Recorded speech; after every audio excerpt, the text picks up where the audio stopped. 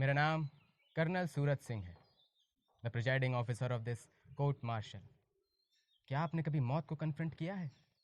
शायद नहीं। मेरा सामना कई बार हुआ है मौत से, जंग के मैदानों में भी और कोर्ट मार्शल के कमरों में भी। सामने खड़ी मौत के वो मार देने वाले लम्हे, वो मोमेंट्स जो कभी खून जमा देते हैं तो कभी खून में आग लगा देते हैं, सिर से लेकर पांव तक। मैं बिस्तर पे पड़े उस मरीज की बात नहीं कर रहा हूँ, एक घातक छलांग लगाने वाली उस मौत की बात कर रहा हूँ जो साफ साफ दिखती है, सिर्फ एक मोमेंट के लिए, दुश्मन की आंखों में, मरने और मारने वाले की आंखों में, दोनों की आंखों में। मैंने कई जाने ली हैं, मौत के घाट भी उतारा है, जंग के मैदानों में भी और कोर्ट मार्शल के कमरों में भी, लेकिन ना तो कभी मेरा खून थमा और ना ही कभी उसमें आग लगी। शायद उन क्षणों में मेरे पूर्वज मेरी आत्मा में बस जाते हैं, जो हमेशा से ही मौत के सौदागर रहे हैं, द डीलर्स ऑफ डेथ। दादी की कहानियों के वो पात्र मेरी जिस्म, मेरी रूह का हिस्सा बन गए हैं। हाथों में लपलपाती हुई तलवारें लिए मैदानों, रेगिस्तानों और पहाड़ों पे दौड़ते घुड़सवार, द राइडर्स ऑफ डेथ।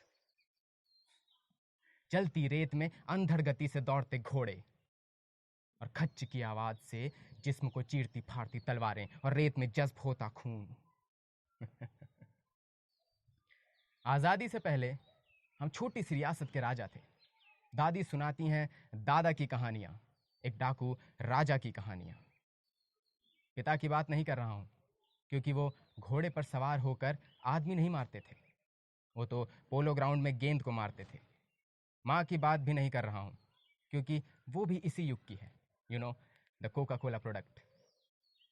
दादी बताया करती हैं कि हमारे पूर्वजों के दोनों हाथों में तलवारें होती थीं, नंगी तलवारें, एक हाथ में तलवार और एक हाथ में प्याले वाली बात को ना तो कभी वो समझ पाई और ना ही कभी स्वीकारा। हो सकता है हमारे पूर्वजों ने दया और क्षमा शब्द पूंछकर मिटा दिया था, और मैं कर्नल सूरज सिंह ना तो कभी किसी को क्षमा करता हूं और ना ही किसी प्रकार की दया। पिछले युद्ध की याद अब भी आ जाती है, जिस्म को सनसना देने वाली याद। बच गए सिर्फ 3 सैनिकों के साथ दुश्मन की चौकी पर धावा बोल दिया। मेरे यूनिट के गोरखा सैनिकों की खुखरियां खपच खपच दुश्मनों का सिर काटती खुखरियां, और गले में ग्रेनेड की माला पहने मैं उसमें से एक एक ग्रेनेड फेंकता कैप्टन सूरज सिंह। जी हां, बिल्कुल सही सुना आप लोगों ने, उस समय मैं कैप्टन था।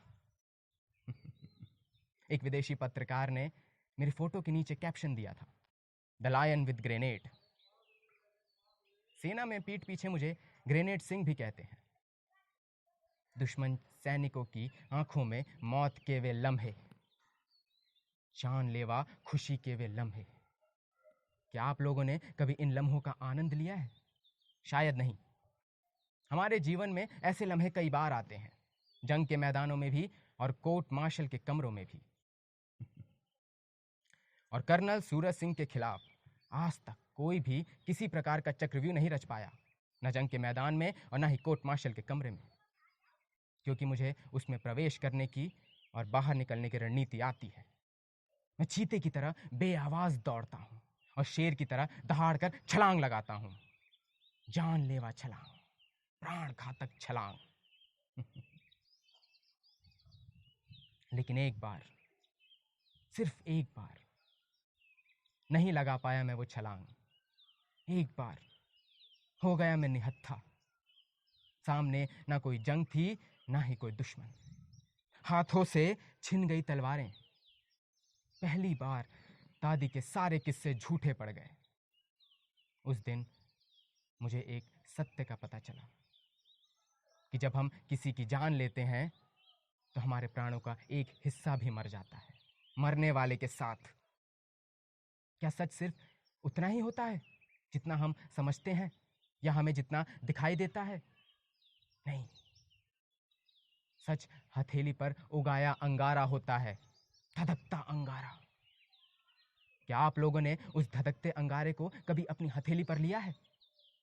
नहीं, शायद नहीं।